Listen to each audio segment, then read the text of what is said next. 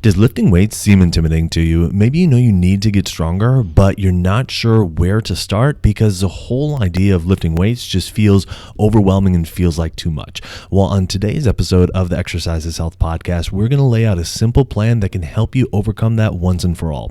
We're going to cue the intro song and then we're going to dive right into this conversation. Welcome to the Exercise is Health podcast, where we will be breaking down the strategies and tactics you need to know to build your health, strength, and function without feeling achy, sore, or injured. We're your hosts, Julie and Charlie, the creators of the Exercise for Life membership. Your podcast starts now. Hey, welcome back, exercisers, to the Exercise is Health podcast, brought to you by Exercise for Life Studios, where we believe that your health is your most valuable asset, and the single best thing that you can do to both boost and protect this asset is exercise. Specifically, exercise is geared towards building the health and function of your muscles. We are your hosts, Charlie and Julie, and today we are discussing this idea of where to start when lifting weights feels intimidating. Look, if you've been told that you need to get stronger, or you need to start strengthening your muscles, or you're just feeling that within your body, but the idea of going to the gym, lifting weights, doing the machines, picking up dumbbells or something like that, just feels overwhelming, feels intimidating, feels like something that you have no interest in doing. How in the world do you actually start and then make sure that you start in a way that you can keep coming back to it and keep doing it? That's exactly what we're going to be discussing today. Now, I think personally, as we go through this year and we continue to kind of do our podcast in this brand new format, eventually it needs to be acknowledged that we no longer have an intro song, we just have an introduction. So if you're listening and waiting for, wait, where's the song he's talking about? There's no intro song anymore.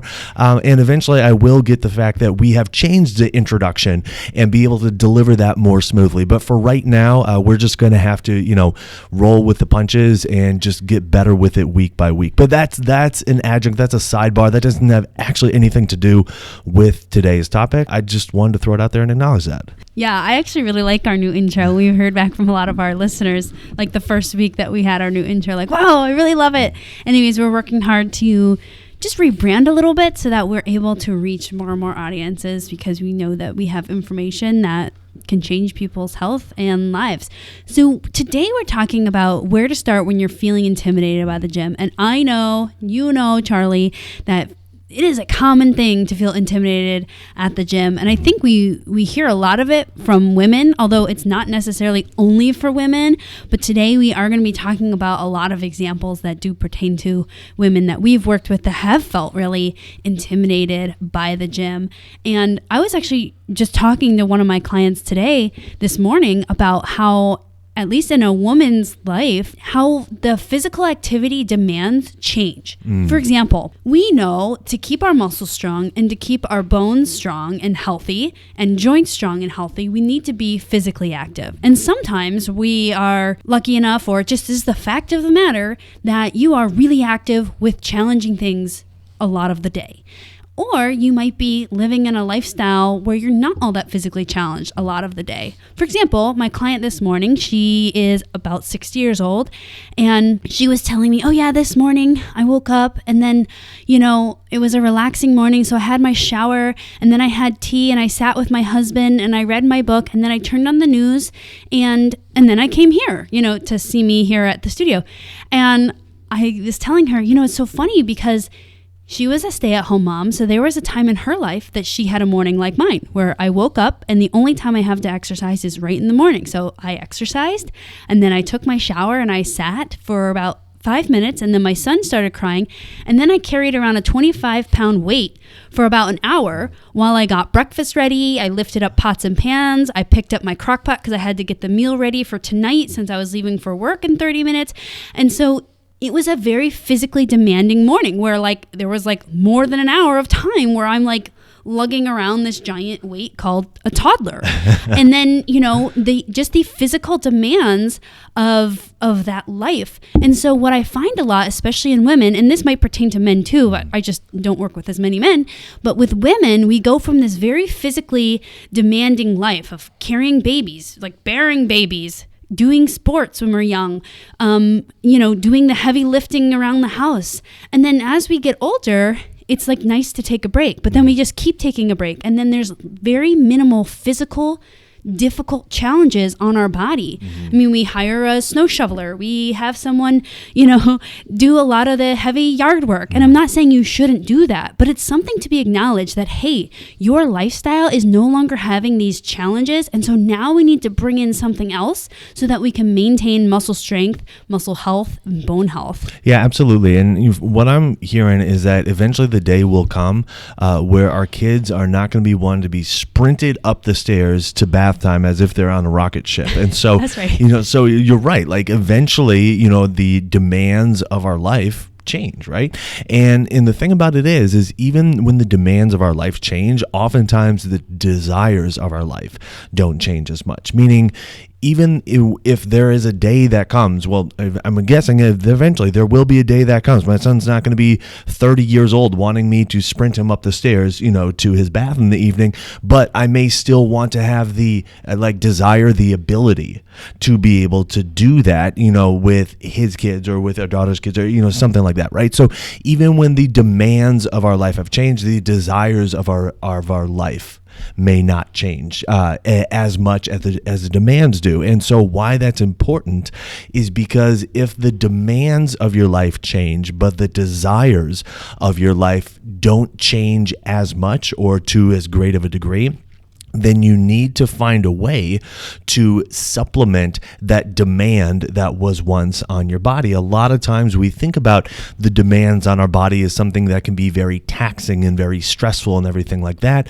But the reality is that challenge, that consistent challenge to our body, that consistent demand on our body actually can help us quite a bit, physically, from a strength perspective, from a mobility perspective, from an overall function perspective. And so then the question becomes, okay, when we reach this point in our life where our day-to-day demands are not requiring us to do what we once were physically, but we still desire to have the ability to go and do the things we've always been able to do, or to be able to do different things, how do we go about doing that? And a lot of times, it does come down to our physical strength.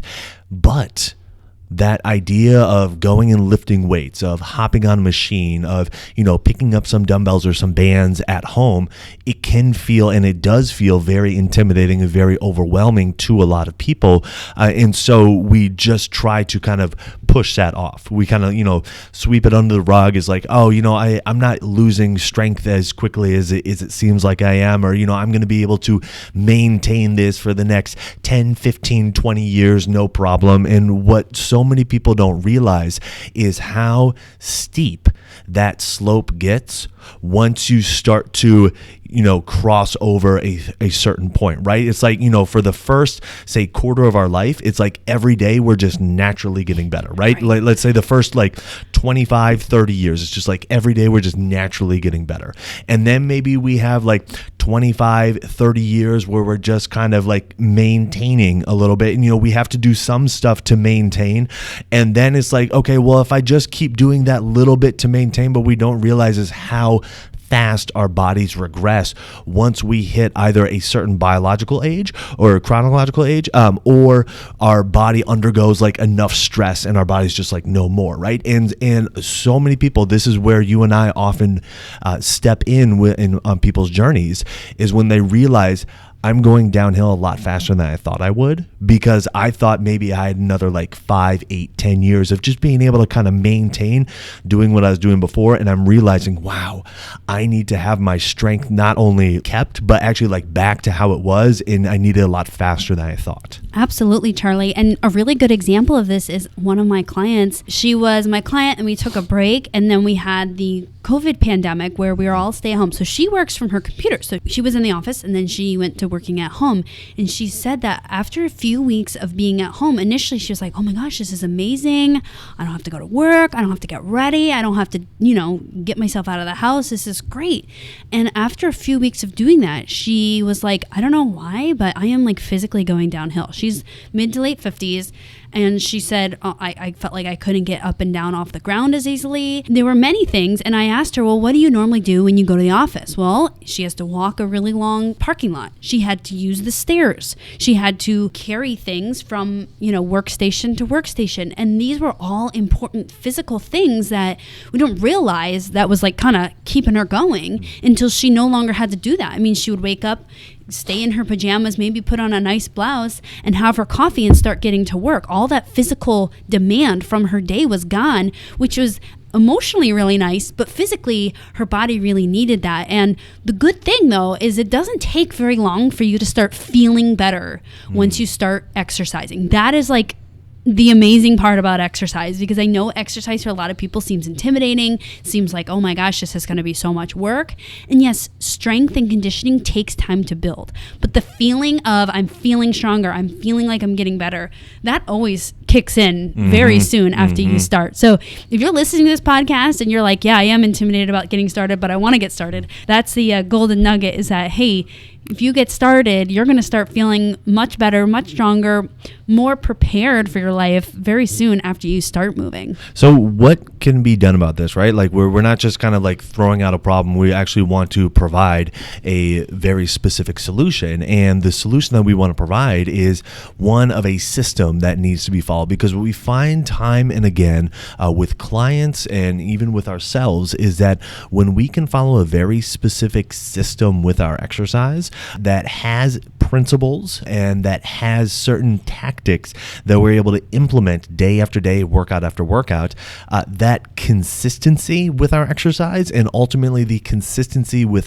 the health and the strength and the function of our body, that's what remains intact. And we're able to progress that continuously as well. So the system really is what we want to highlight for you today. And it's one that you're able to follow on a regular basis, keeping you safe while you're exercising, but also making sure that you are getting the results of strengthening your muscles and everything like that. And we find that when people have a system to follow, like what we're going to lay out today, it becomes much less intimidating when you go to the gym, when you try to work out on your own or, in a class or anything like that, because you have these principles in mind that will guide you along the way. So the first thing I want you guys to remember is that we have to be thinking total body. We have to keep every part of our body strong unless you want that area to be weak, because once you become a certain age, there's many different ages that are thrown out there. I think the most common one is 35 and over. If you're not doing something to keep what you have, you're going to naturally lose it. Like what Charlie was saying is that when you're young, you just naturally get better every day. Like my kids, they're 1 and 3, and every day they're stronger, they're smarter, they're more coordinated, they've got more words. They don't have to work that much to do that, because that's naturally how their body's functioning. But there becomes an age where we naturally start the decline.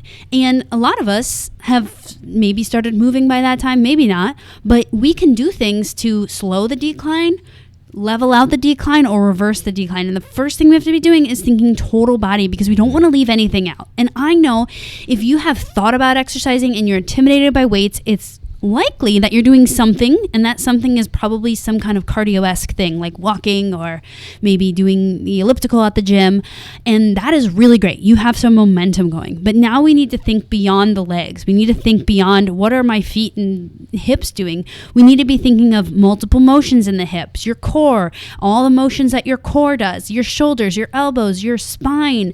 All the areas of your body really need to stay strong, because they are kind of like the chain links in a strong chain. And every part of that chain needs to be strong. Otherwise, other areas or that area will start to become symptomatic or achy. And that is something we really want to avoid as you age, because those are things that take people away from exercise. So the more that we can keep every link, every area, all the muscle groups, all the joint motions strong, the more that we're going to be able to benefit from exercise, because every area is more balanced. Yeah, Julie, that's a really great point that you bring up as far as like what people think they're doing in the gym versus what they need to be doing. And what I want to highlight and just piggyback off of what you said with the total body idea is so often people say, okay, yeah, I'm going to start lifting weights, and they'll think, okay, well, I'm going to, lift my arms and maybe I'll do some crunches and stuff like that. And it'll be like, okay, but what about strengthening the muscles of, your hips and your knees? And they'll be like, well, I'll go walking. or, I'll do some stairs, or, I'll do the elliptical. It's like, okay, yes, you are using your legs to do those activities. And, maybe you're building the aerobic capacity, or you're building, the conditioning, the physical overall fitness of your legs in that regard. But we're talking about strengthening them. And so even if you are one to ride your bike or do a spin class, or, you go for walks or everything like that, you still need to be adding in specific strengthening exercises for your lower body. And so that's where this idea of total body comes into play. It's not just like, okay, you're going to do your curls and some overhead presses, and, maybe some, single arm rows or whatever, and then you're going to go walking. It's like, no, your entire body needs to be strengthened. Because I love what you said, and I'm going to paraphrase it, and I think I'm going to have it a little bit backwards, but the overall idea will be there, which is like, hey, you need to be strengthening every single area of your body that you don't want to get weaker. Yes. Right? And so It's like, okay, unless there's an area of your body that you're like, yeah, it's okay if my low back gets weak. Oh, no, it's okay if like my legs get weak. Oh, it's okay if my neck gets weak. And then it's like, or my hands, you don't realize how crucial these different areas are that we don't think about as far as, like a chest press or, something like that. But it's like, no, all these other little areas of your body, unless there's an area that you're like, yeah, no, I actually want that area weaker, you need to be doing strength training for it. Charlie, as you're saying that, I'm thinking of when we get injured, and if you don't have a system to like approach, how am I going to keep this area strong? Then it's like, well, I have knees that bother me, so I'm going to do exercises, but not ones for my knees. And so it almost feeds into the issue of like, hey, you have a knee problem, or your knees are bothering you, and now you're also deciding to leave that out of your strength training plan. And I think that leads us perfectly to our step number 2 in this system to follow, whereas number 1, think total body. Number 2, when you weight train, stay where it feels good. Don't strength train where it feels symptomatic or painful or funky or zingy or whatever symptoms you feel. And you might have listened to that and be like, well, Julie, you just like spoke in a circle because you said, hey, if you have a knee issue, then keep working your knees. But my knees have an issue, and now you're saying I need to work my knees. Yes, you do need to work your knees. Did that make sense? Yeah. Okay.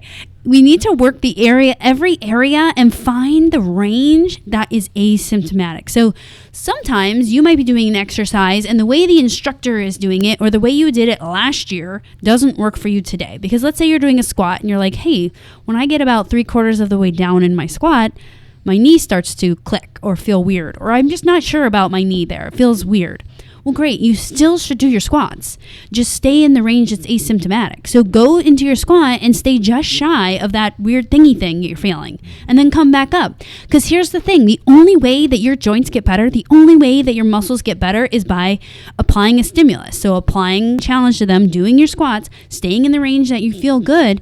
And then the only opportunity for you to get more range is to build strength in the range that you do have. And so tomorrow or the next day or in 3 weeks or in 4 months, you may be able to go lower in your squat, but you will definitely not be able to go lower in your squat if you're not training the squat part that you do have. Yeah, that's a really good point, Julie. And I think a lot of times when people hear this idea of like, well, just stay within the range where it feels good, they think, well, none of it feels good. None of it at all feels good. And I gotta be honest, like, been working with people, at least in the way that we currently work with people for over a decade now.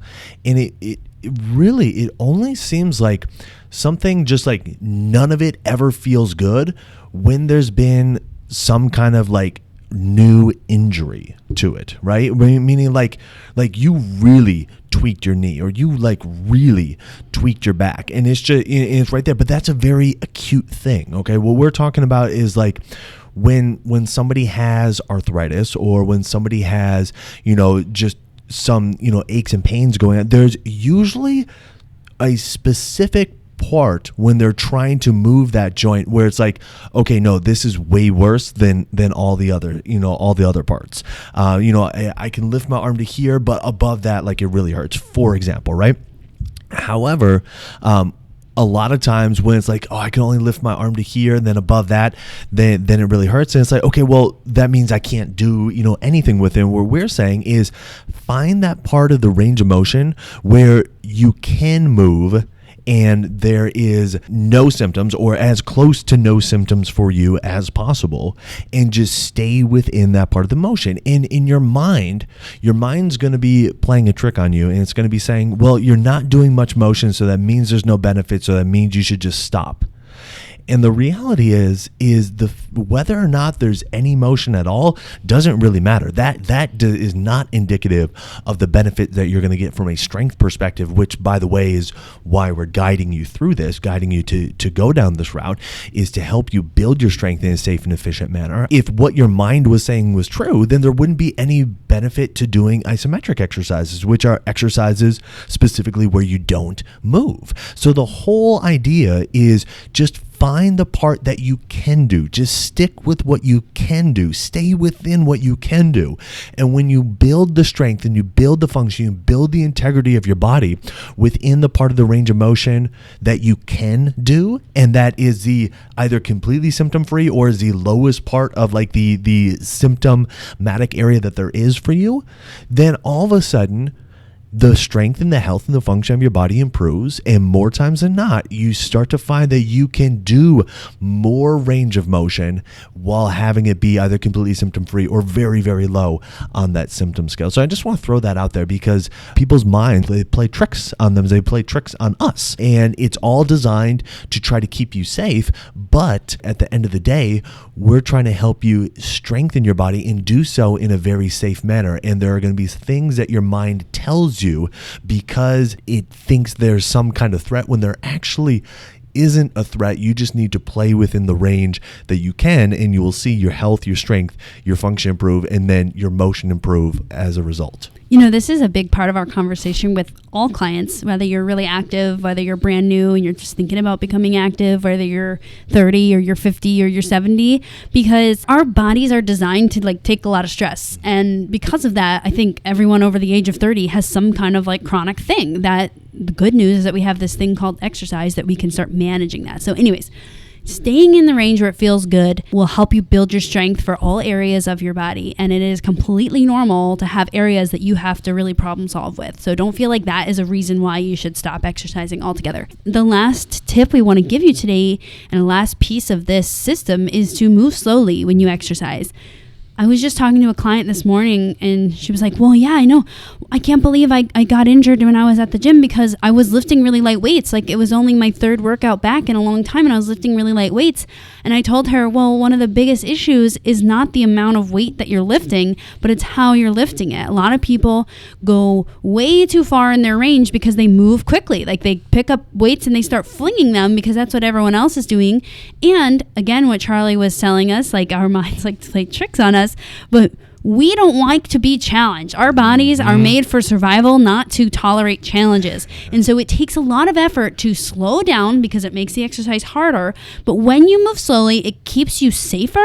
It allows you to stop when you need to stop. And it also allows you to have that time where you can listen to your body. A lot of times we're moving so fast, we can't even listen to our body because we're moving so dang quick. We're missing all the signs and signals. So we have to slow it down. It'll keep you safer and it'll be much more effective for your muscles. This moving slowly piece, it's so overlooked, it's so overrated, but it is such a difference maker when you start to do it consistently. Everybody thinks that the goal of lifting the weight is, as the name would describe, to lift the weight. In other words, to see the weight move up and down in space. And the truth of the matter is that is not correct. The goal of lifting weights is to challenge your body. And the physics are such that the faster you move the weight, the less of the weight is going to actually be challenging your body. You get to rocket launch it at one part of the range of motion and let its momentum carry it throughout the rest of the range of motion. And so what you want to do to the best of your ability is fight the desire to try to get one more rep and instead lean into the challenge that your body is experiencing, lean into the fatigue. Try to change in your mind that be the thing that you are seeking out, that be the thing that you are desiring, not the extra external outcome of the weight moving up and down, but the internal feeling of squeezing, challenging, connecting with your muscles. And when you can make that shift in your mind, and when you can implement that shift consistently within your workouts, that's when you'll notice a huge difference to how your body feels and how your body responds with your exercise. And that's when you can start to go to the gym, and it doesn't matter whether you're working out on your own, or even working out at home, doing a group class or whatever. You implement those principles, and now it's like, okay, it doesn't really matter what the external goal is, what the workout of the day is, what we're being told, the choreography by the instructor, everything like that, because I'm keeping these principles in mind, and because I know where my focus needs to be with exercise and how my strength and health will actually improve with the exercise. Now I can execute on that, and that's when you start to leave your workouts feeling healthier, feeling like you're functioning better, actually feeling stronger, more energized from your workouts, instead of feeling depleted, broken down, feeling like, oh, I'm going to need to take at least 2 days off to recover because tomorrow I'm going to be far too sore to work out. Now, when you follow this system of 1, think total body, 2, stay where it feels good, and 3, moving slowly, this brings about, in my opinion, and the people that I've taught this to, which is a handful, lots and lots of my clients, is that it builds your confidence in what your exercise is doing for you. Because I don't know about you, but we're busy. Everyone's busy. We got important things. We've got kids, we got grandkids, we got families, we got trips, we have work, we have things that are important, and not a lot of us go to the gym because it's like our hobby, right? That's true. I mean, some of us are like athletes and we love it and we do it, for the fun, but a lot of us are there to get something done, right? To improve our health.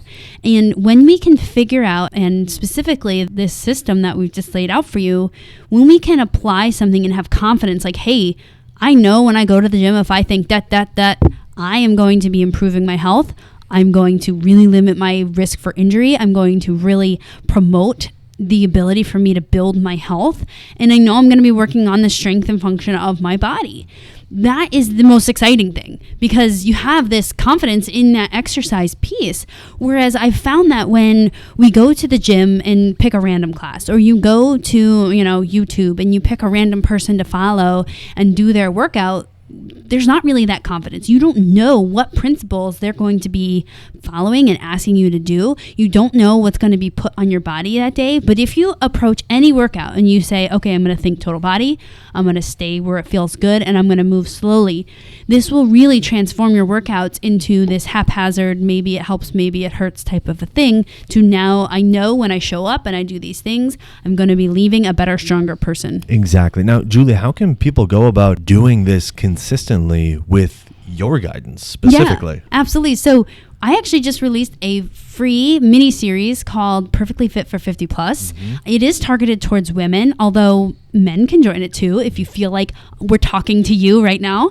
And what it is it's 3 simple workouts. We're going to be working on strength, balance, and mobility, which is what a lot of women feel like they start to lose as they go past the age of 50. And we're doing it all in the comfort of your own home with minimal equipment. So I actually just released this program. I'm very excited about it. We've had a handful of people start in on it, and they are just loving it. I actually made it for a brand new exerciser too. So if you've never exercised, you have no need to be intimidated. All you would need to do is go to so it's one of the programs within our Exercise for Life Studios website. So if you go to www.exerciseforlifestudios.com, there'll be a tab that says programs. You just click on that, you scroll down, and you'll see the button that says Perfectly Fit for Women 50 Plus. You can click there and it'll take you right to the page where you can sign up for it. Yes, and all you have to do is give me your email so that I can send it to you. Yep. And you'll have like a little portal where every day you'll get one more workout. And the best part is I've had women that are brand new that have tried this, and they're like, oh, I love it. It's like the perfect amount of intensity. I've also had women that have exercised for quite a long time try it. It's almost like we're creating some tunnel vision. Like, hey, let's get really goal specific with this exercise, because again, we need to be strategic with our time and make sure that it's potent as we're doing it. And then I've also had a handful of women be like, oh my goodness, half of those exercises I've never done, and I can't believe they were something I really need to work on. So I'd love for you to sign up and try it out. It's completely free. It's 3 workouts. All you have to do is go to our website, www.exerciseforlifestudios.com, click on the programs tab, and if you scroll down, it's a completely free little mini series that you'll see that's called perfectly fit for women 50 plus. Exactly. And we'll put that link right in the show notes. And if you are watching this on YouTube, we will put it in the description below this video as well. So just scroll down and click on that to get immediate access to those 3 free workouts. So who do you know that needs to hear this episode? Who do you know that knows they need to be doing strengthening exercises, but the whole process of trying to go to the gym or work out on their own at home, it feels intimidating to them and they really don't know where to get started? Share this episode with them, whether you're listening on Apple Podcasts, Spotify, or watching us on YouTube, so they can understand these simple systems and steps that they can follow to help them build their strength through exercising consistently. And while you're online, head on over to Apple Podcasts and leave us a rating and review. It helps people find our podcast when they're looking for information on exercise and they're looking for information on health. So if you found value in this conversation today, let us know by leaving us that 5-star rating and review. Well, thanks so much for tuning in. We always appreciate it. Have a fantastic week, and we'll talk with you all next week. This podcast is for information purposes only. The statements and views on this podcast are not medical advice. This podcast, including Julie and Charlie Gates, disclaim responsibility for any possible adverse effects from the use of information contained herein. Opinions of guests are their own, and this podcast does not endorse or accept responsibility for statements made by guests. This podcast does not make any representations or warranties about guest qualifications or credibility. This podcast may contain paid endorsements or advertisements for products or services. Individuals on this podcast may have a direct or indirect financial interest in products or services referred to herein. If you think you have a medical issue, consult a licensed physician.